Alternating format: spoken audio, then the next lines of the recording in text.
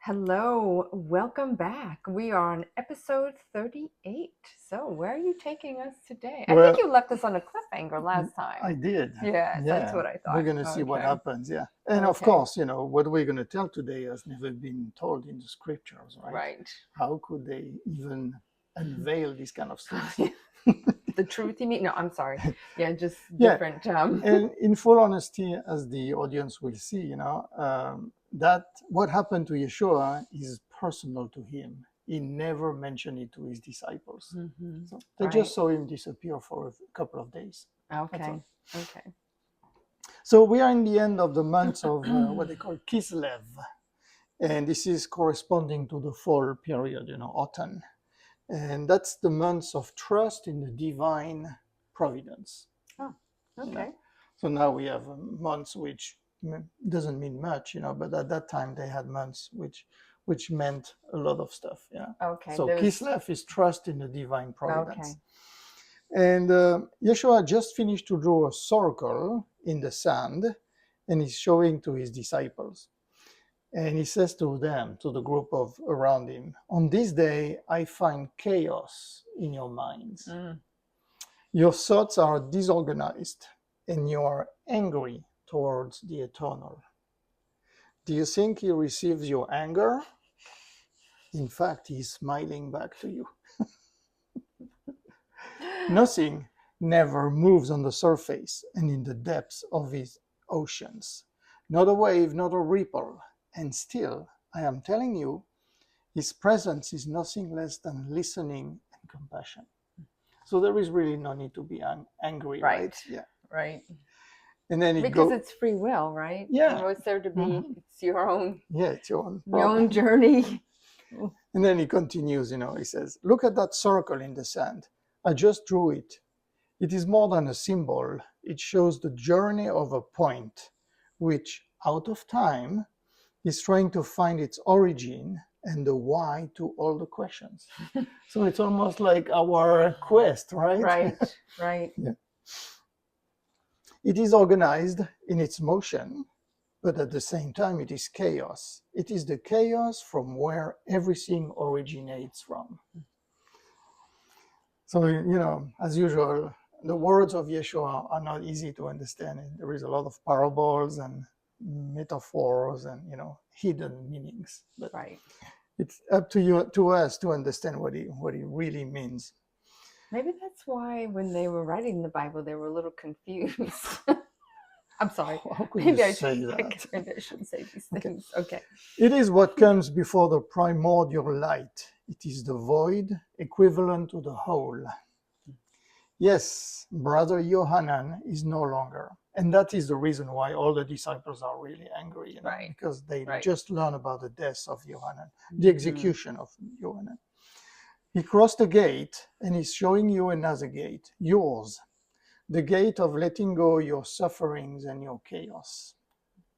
Yohanan, I'm telling you, at this moment is more alive than you are. Mhm. May his ordeal teach you something. And at that point, Yeshua is very aware that few people in his audience will understand the deep meaning of his words, but he has to say it because some words are like seeds and their vibrations help them grow, right? Right. Right. So there was a lot of tears on that day among the disciples. But as Yeshua was feeling it, those were liberating tears, Mhm. I think they are finally coming to a conclusion with the execution of Yohanan, and his disappearance, at least from the 3D world. Right. So there is always, and Yeshua continues and he says, there is always a link between the chaos and the explosion of life. And this is what I want to express to you. So what happened is while the disciples are crying or being shaken by what he just said, so far from the eyes of his disciple, Yeshua is gathering some molecules in the aether after calling the light with his hands, and using the picture in his heart and mind, he's collecting the few atoms and discreetly he's creating some flatbreads, Oh. olives, Oh. figs, figs, Mm, and my many favorite. cheeses, And he will even go to manifest a jar with some white wine in it. Oh, okay. Yeah, I guess to go with the cheese. And only Eleazar, his closest and best disciple, is able to see the motion of his hands. Okay. So we have to realize here that Yeshua, in a former incarnation as Zerah Right. was very prone about demonstrating those marvelous technique he had, right? And Yeah. creating all kind of things for the he people. wanted to help people. Yeah. He wanted to see that there are miracles that are able to happen. But as you may remember, we covered that in an early episode, but people started going to it like we would go to a magician show, Right. Let's see what he's going to create today, Right. And the people at that time basically lost the interest into what he was saying. They were only want the magic show. to the magic show. So now in this incarnation, Yeshua doesn't fall in the same trap. Is when he creates food and anything, to help other people, he does it in a very discreet way, and he's hiding himself from the rest of his disciples. Yeah. And Yeshua, has seen that, and he jumps to Yeshua's feet. And Yeshua tells him, keep all this for you, my brother. Time is not ripe to reveal such things. Like his stomach, man's consciousness is subjected to an indigestion, right? If you give it too much information, it will not know how to process it, and will end up in a chaotic state. Okay. Right? So too many miracles at the same time is like too much wine. You lose your balance. Right. That's so you have true. you have to be very careful about that. But so Eleazar said, but Rabbi, why did you let me see this? And Yeshua responds, do you think it's a favor, Eleazar? Instead, I am submitting you to a challenge. Yeah, you want to go faster than your brothers, isn't it? You want to do like the master, since you are so hungry to understand everything. I am going to give a name to your challenge. I will call it desire. Thus, I'm asking you this. In the name of our mutual trust, go over the desire of what you just saw and enter in the letting go. Okay? Do not try to do like the master. Just be yourself. So this is what Yeshua asks Eleazar. And I think it's a very good lesson for every one of us, right? Definitely. Yeah. So all the rest of the group that evening, believed that someone had brought generously, one or two breads, baskets of food, containing the bread, the figs, the wine, and everything. But there was enough for everybody, about 20 men and women, and all was normal.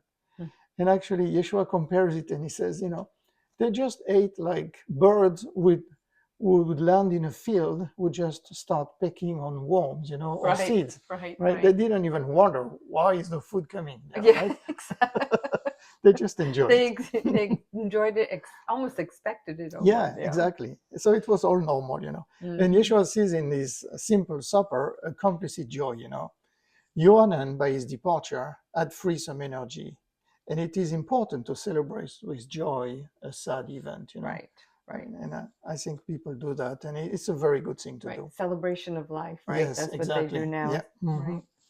So the whole group is going to get ready to sleep, after having this sumptuous dinner for them. And they are wrapping themselves in their coat or blanket. I mean, most of the time they just sleep outside, the weather is so nice that they don't have to worry about that. Yeah. And Yeshua does not sleep as usual, and he follows his call to walk in the nature. Sometimes he's called, he is directed to walk in the nature, and he does it.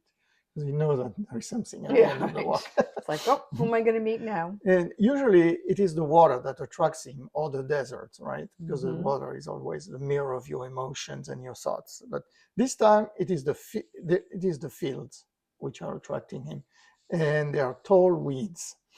So he's going to walk to a group of trees, and is urged to isolate himself, and no logic as always. But he trusts Right. his father, Mhm. Awen, you know, because Right. he knows that another force is pulling him into that Right. direction. Right. And behind the trees in the field with crushed weeds, Yeshua discovers a flattened sphere, very long, very big sphere, a disc, which is glowing with a soft green light. Ooh. Yeah. And the disc is pulsating, you know, and seems to Yeshua alive, you know. So Yeshua thinks, okay, this is a cloud, what they called the cloud at that time, you know, because they didn't know how to call them. Right. And it's similar to the one used by the prophet Eli, you know, the chariot of Elohim. Okay, so this is what comes back to his mind, you know. And while he's thinking about all this, Yeshua is suddenly taken by a stream of light, and he finds himself inside the disc. Ooh. So I guess now we are quite familiar with this kind of occurrence, right? Right, Because right. of the abduction which have been reported.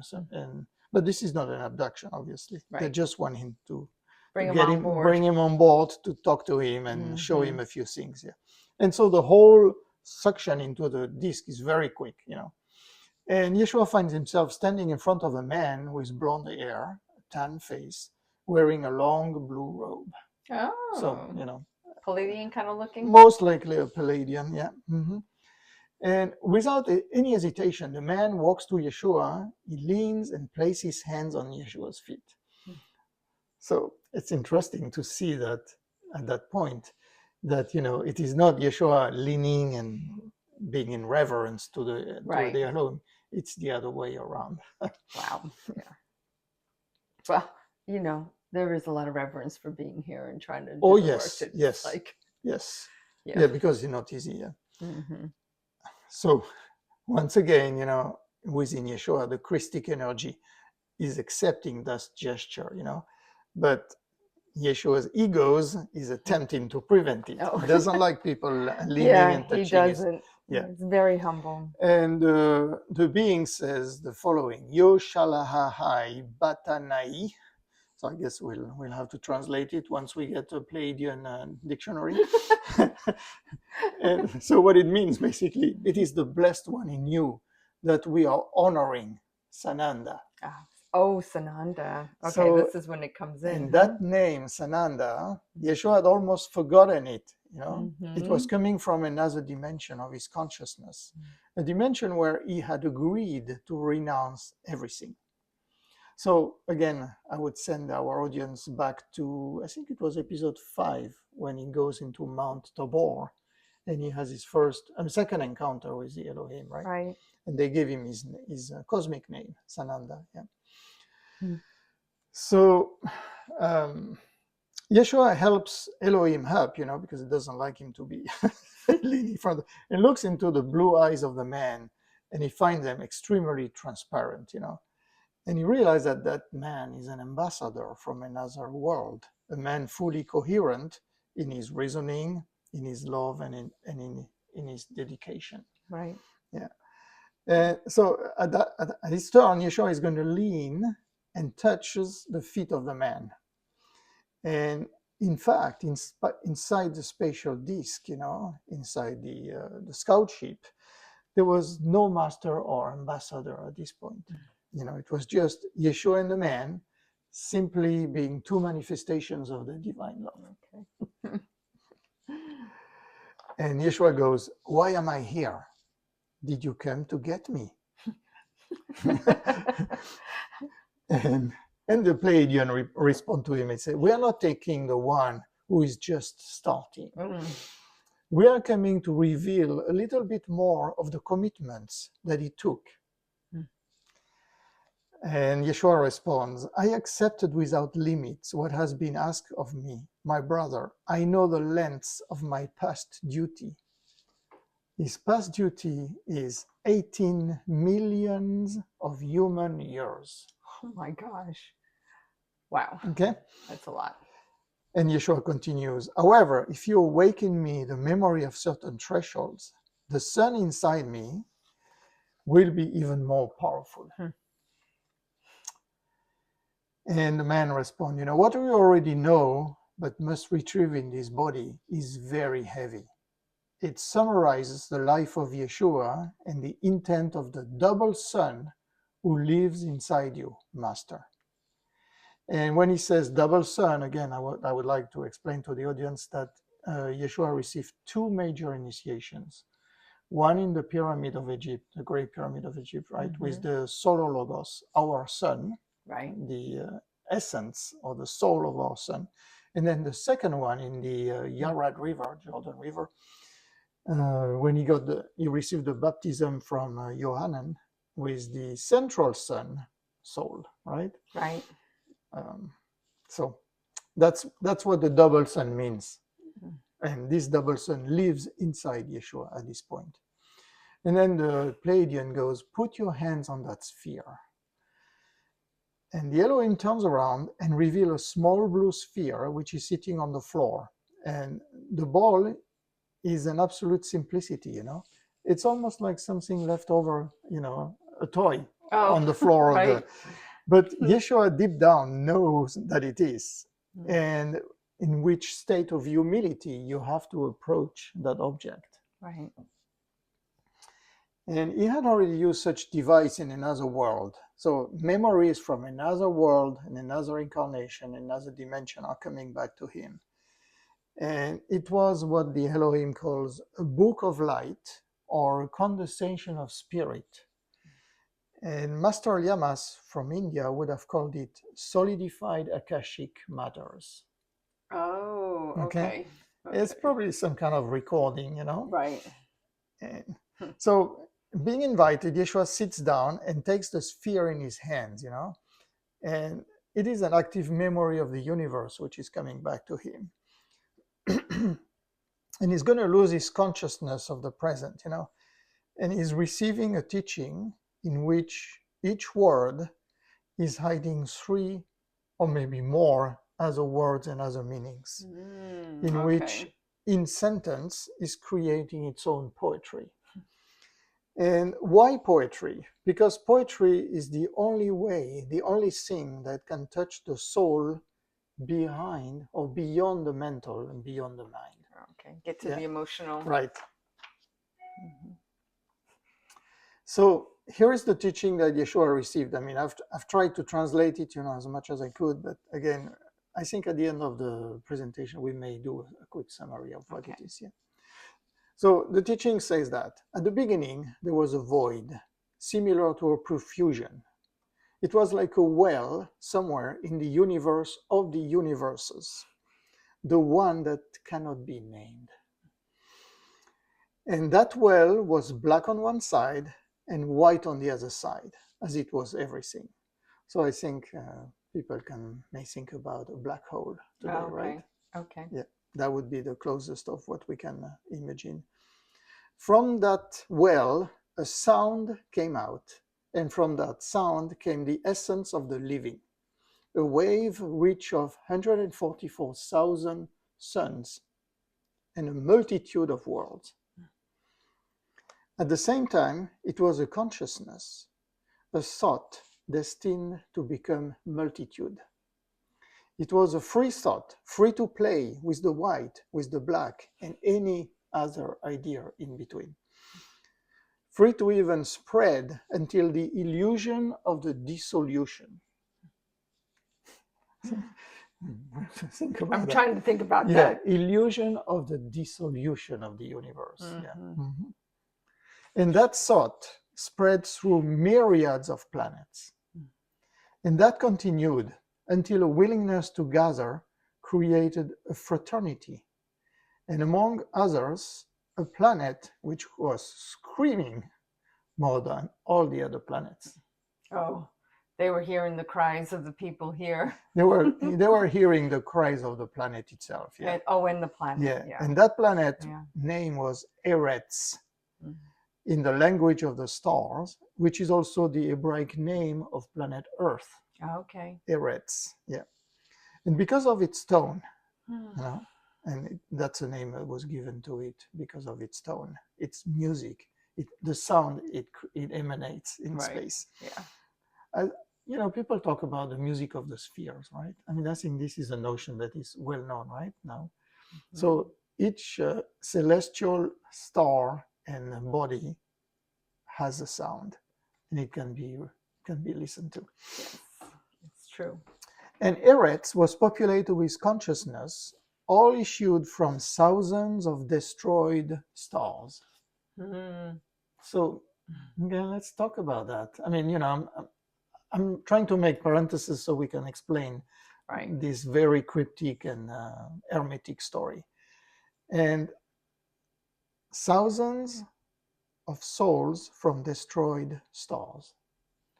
So it looks like Eretz, or the planet Earth, was some kind of refuge where many species, you know, which had been destroyed or rejected from other stars and other Right. planets, came.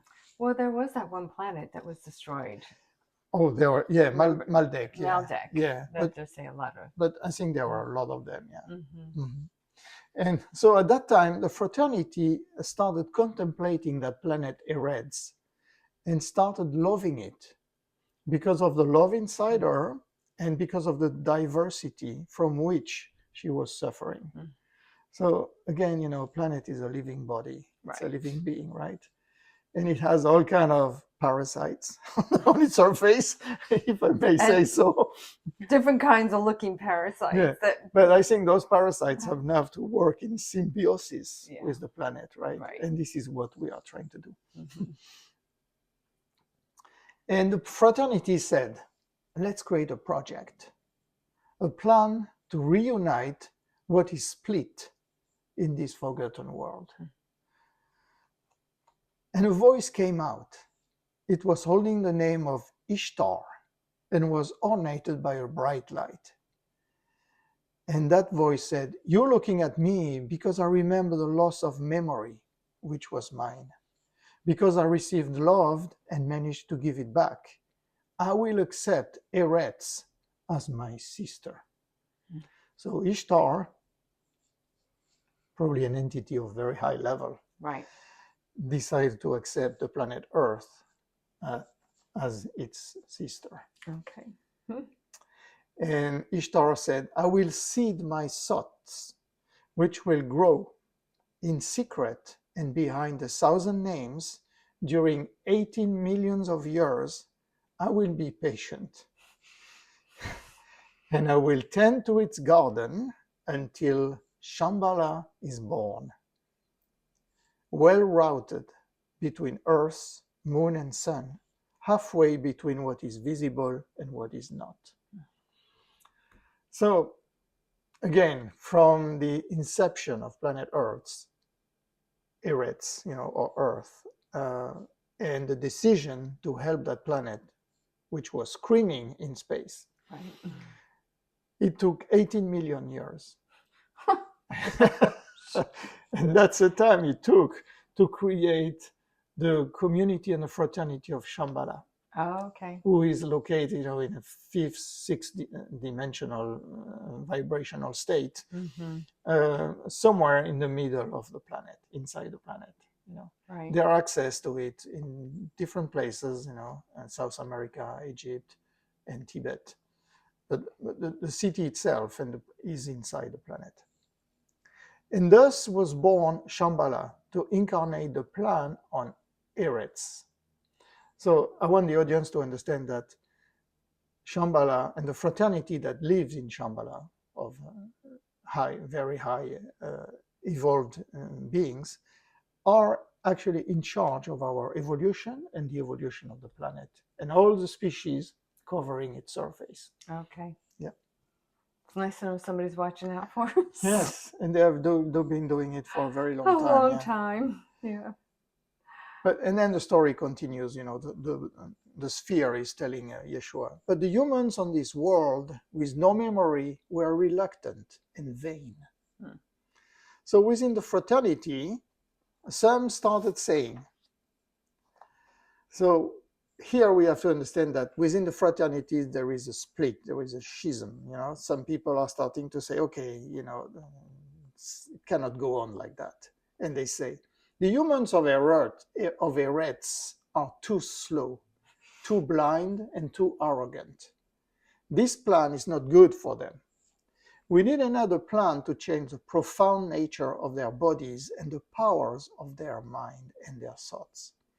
Let's work on a plan that can create beings capable of educating others. And for that project, let's mix our blood with human blood. Well, I guess we're talking about our creators then? Mm-hmm. So... Yep. Or people who actually had major influences into creating us or modifying us. Yeah. And that sentence, let's mix our blood with the human blood, it's something that people who have been studying extraterrestrial and ancient prophecies, are probably can relate to it. I will not describe it.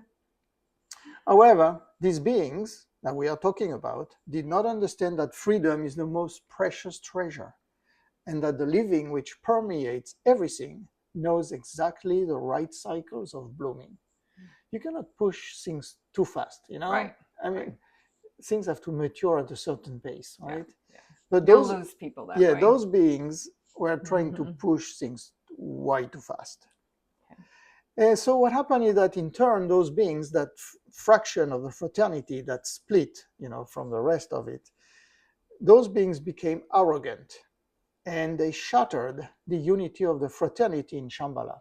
Oh. Yes. Oh. And some of them, instead of staying in Shamballah, decided to settle on Eretz, on the surface, while others were developing alliances in the cosmos, in space. Right.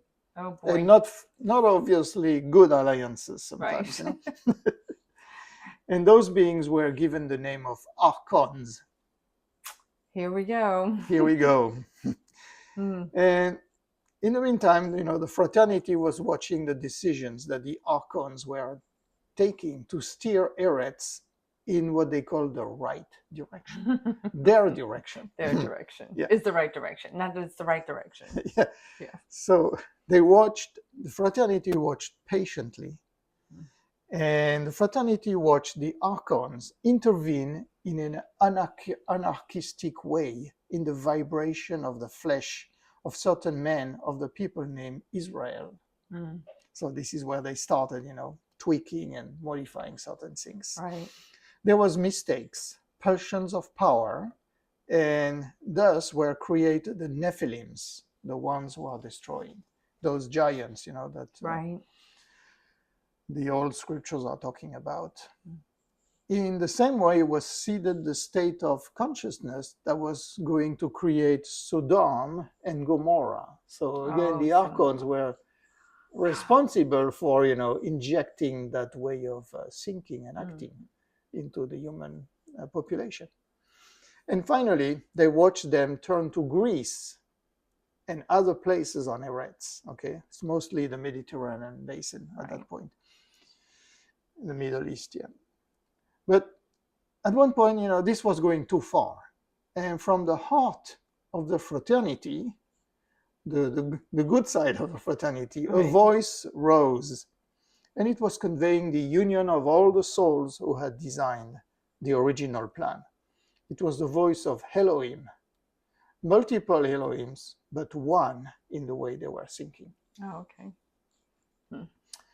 And those Elohims and that voice said, are we not going to do something?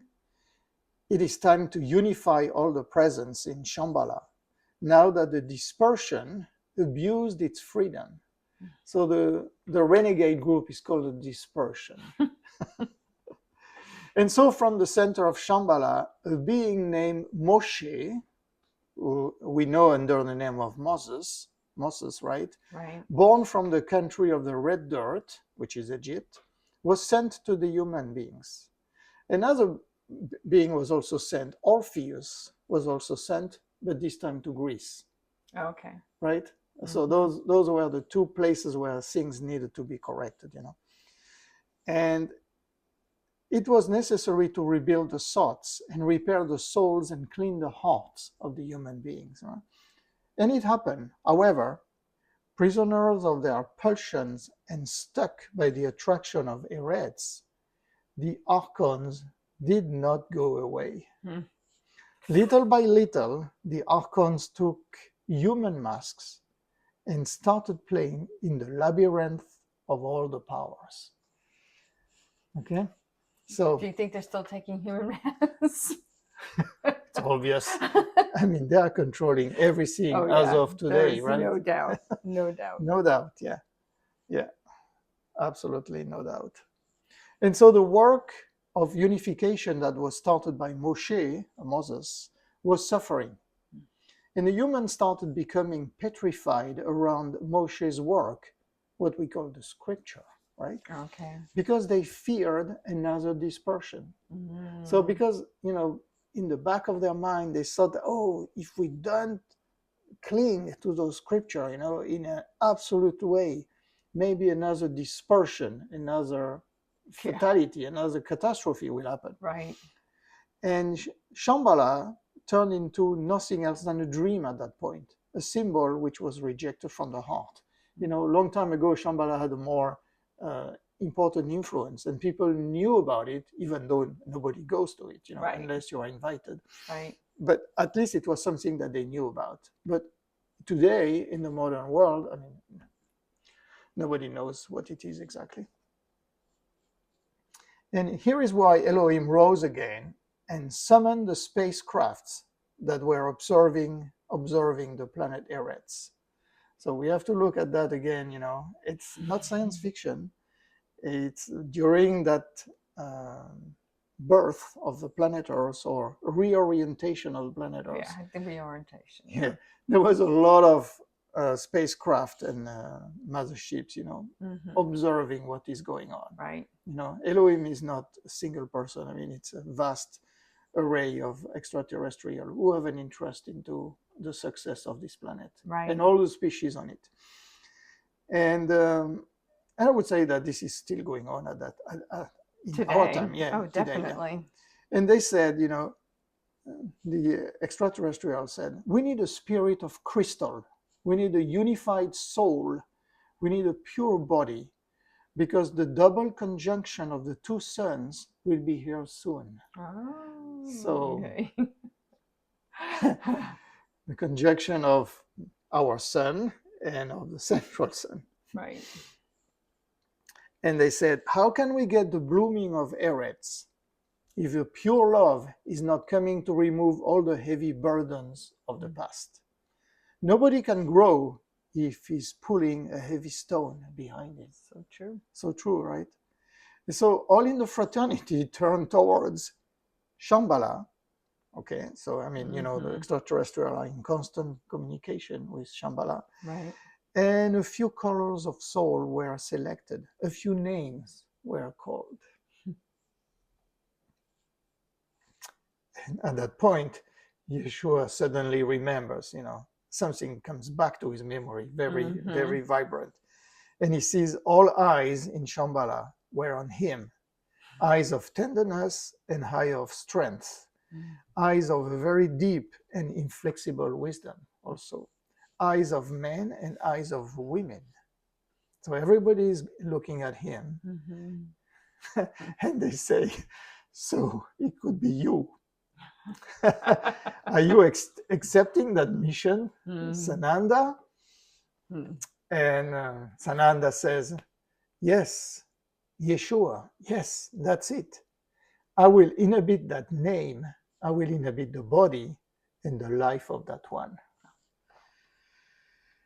Yes, it is in this way that the Blessed One came through a people, but not for that people. Okay, so I want to reemphasize on that. Yeshua was born in Palestine at that point, in the people of Palestine, but he didn't come only for that people. Right. But he came for all of humankind. the humanity of Eretz, the humanity of planet Earth, stuck in the labyrinth of oblivion. So at that point, after seeing all that, Yeshua is suddenly in the open air. He's standing and he realized that the little sphere is no longer in his hands. I guess he got kicked out. Yeah, he got kicked out in the same way he got sucked in. Like, wait a minute. And grass, stones, and pebbles are under his feet, and he feels them. And the vessels has transported him somewhere. Mm. And above him, he raised his head and he said, "Oh, the moon is there. Yeah, okay. I'm outside." And not knowing where he is, he decides to wait. And he will orient himself, when the day comes, right? So comes up, yeah. So his mind and his soul are still full of the incredible and timeless images that was generated by the sphere and given to him. Mm-hmm. And it is impossible for Yeshua to find sleep, And then he decides to pray and to communicate with his father, Awun, like he normally does, yeah. And finally, the sun rises, and Yeshua realized that he's on top of the Mount Tabor. Oh. So they took him from the lake and dropped him, on top of the Mount Tabor. That's funny. And you understand that the vessel has left him at this location for a reason, right? Mm. There are multiple reasons, but one of the reasons, as our audience may remember, that there is a secret, I wouldn't call it a base, but a secret room that the Elohims are using for certain rituals, inside Mount Tabor. And the other reason is probably because he needed to have some time to reflect on what happened to him. And he remembers when he came, Yeshua, when he came with his father, Yusuf, to his place at the age of 6 years old. And he had his first encounter with Elohim when he had some etheric surgery on the back of his shoulder, Mm-hmm. And also the name of Sananda was revealed to him, and he was given his name, terrestrial name of Yeshua. Right. His name being Yusuf, Ben Yusuf, before that. Basically, Yusuf, the son of Yusuf. And he realized that this meeting with Elohim was done to help him go through another threshold, the threshold of cosmos, the Christic energy, as well as his ego, would now carry in a more conscious way the plan of Shamballah. So now I think, they just refreshed his memory, right, and try to refresh in him that famous divine plan that had been decided. And it takes him 2 days of walking for Yeshua to go back to the shore of the lake. Thanks. Thanks for the drop off. Yeah. And he's actually very grateful to have been left so far and alone, because he needed some time to think about what he saw. A meditative walk back home. And as you know, Yeshua is never alone, right? There is always someone around him.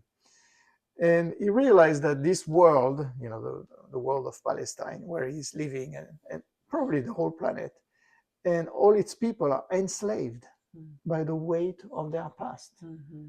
And it's still true today, I think a lot of cultures are stuck with the weight of their past. Yes. And they cannot move on. Yeah. Right. And he realized that there is too much greed, too much blindness, too much egotism, too many wars, and too much ignorance.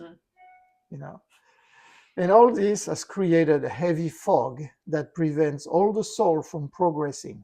And even the most beautiful and advanced ones have to really fight to get some kind of progress. It is a global and what they call collective karma. It is the karma of the planet. Right. Yeah. It is just, it's preventing evolution. Well, it holds everything down, right? And those Archons, which are still here. Well, they're loving it. They're the foot on there. They are feeding themselves with all that loosh. I mean, it's just incredible. They know how to create it, that's for sure. So the need for a new way of thinking is absolutely required. Something really powerful has to happen. Mm-hmm. And Yeshua is now wondering how he will be able to merge the softness and the tenderness, which are the fragrance of his heart, the Yeshua's heart, with the strength of the fire, which is living in his chest, the strength and the fire of the Christic energy. Right. Those two forces, And when his disciples see Yeshua come back, they do not dare questioning him, The rumor was that he decided to walk to the desert. Right. That The was rumor. the rumor. Yeah. And of course, the scripture will never tell this encounter Right. because nobody knows Nobody about would it. know. Nobody would Right. know. And he's not going to tell anybody. And Yeshua never writes anything, and he's not going to tell Mhm. anybody. Yeah. It's strictly for himself. And Yeshua is looking at his disciples again, happy to see him back. And he realized that his absence has allowed them to mature a little bit more. Yeah, it's like students and pupils, right? Right. You have to let them decant and Right. They have to macerate some of the things exactly that they're macerate. learning. That's the Right. term I was looking for. Yeah, they have to macerate the Right. teachings, to really mature from it. And he gathers a group and tell them a story.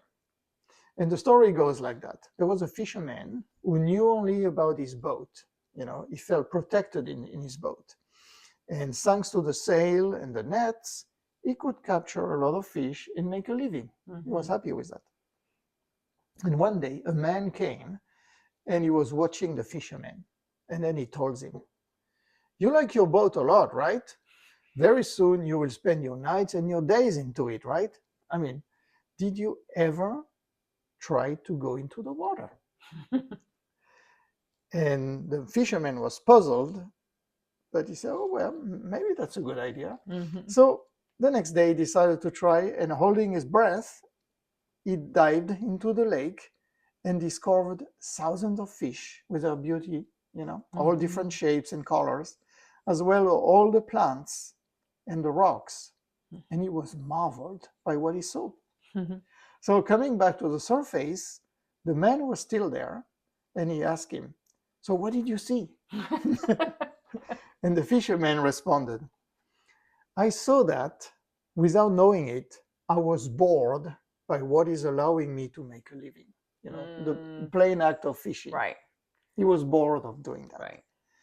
I realized that what I thought was the reason of my living is nothing more than a shape on the surface of the lake. His boat is actually just a shape on the surface of the lake, right?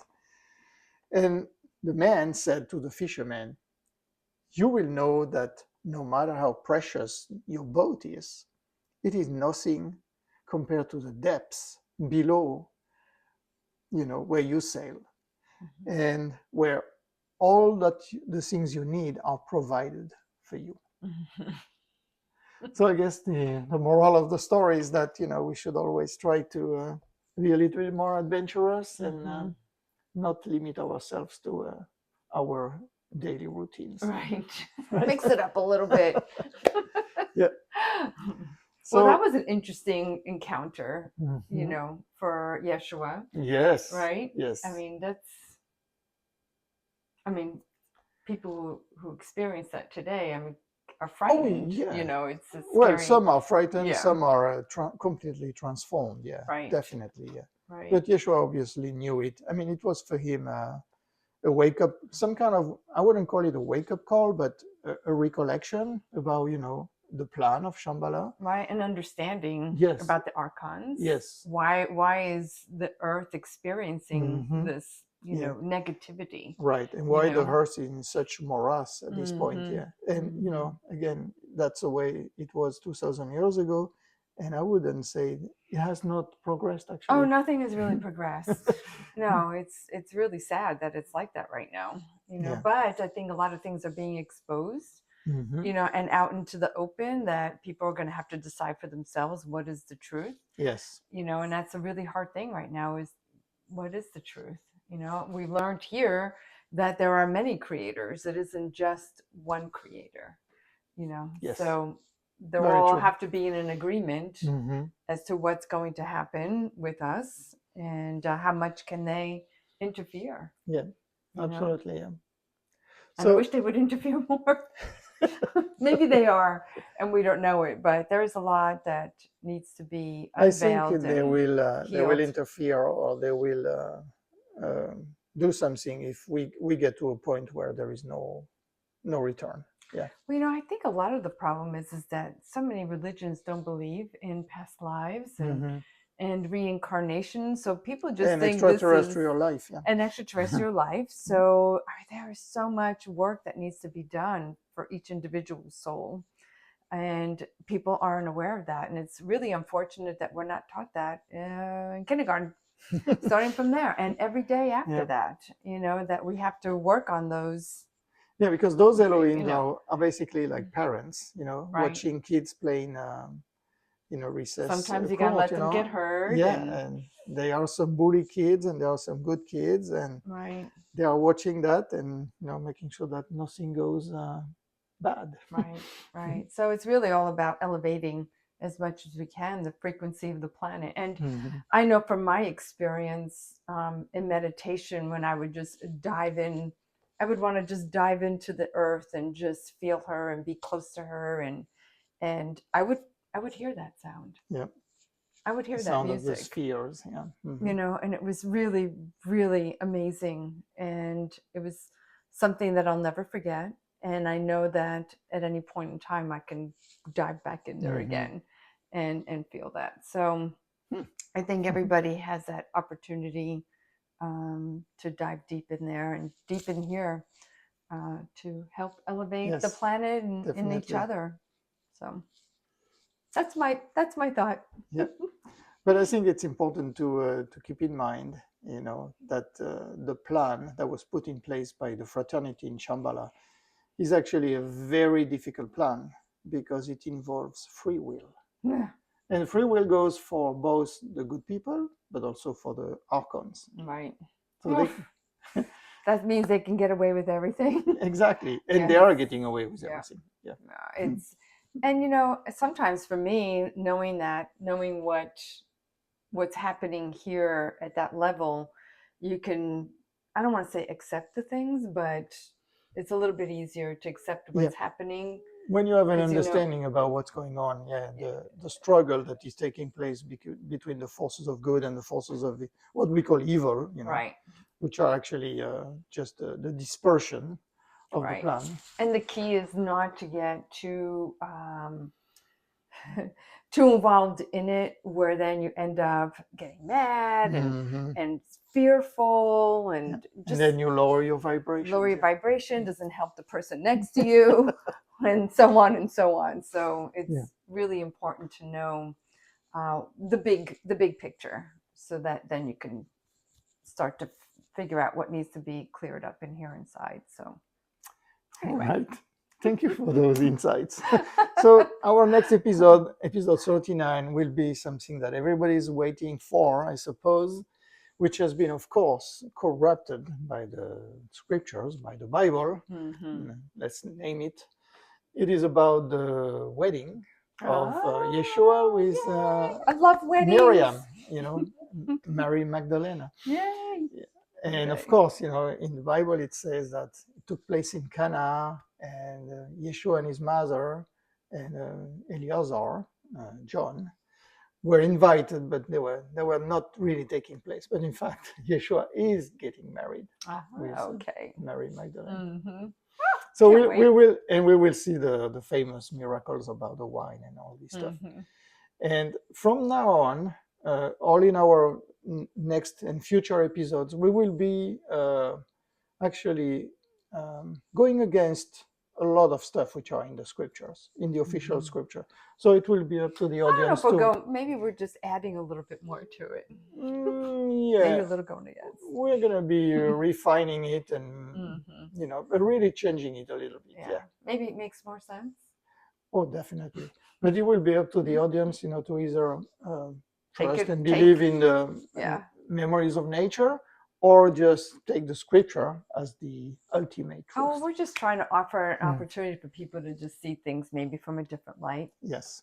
So you can believe it or not believe it, however you feel about it is, I think what you should buy into or take is what resonates into your heart. Exactly. If the scriptures are resonating into your heart, for sure, go with them. Definitely. But if you like what we are telling you from the memories of nature, then make it your own truth. Yeah, I love sharing it with other people. Yeah. I love sharing this with all of you. All right. Well, thank you so much for tuning in, and we'll see you next week. Thank you.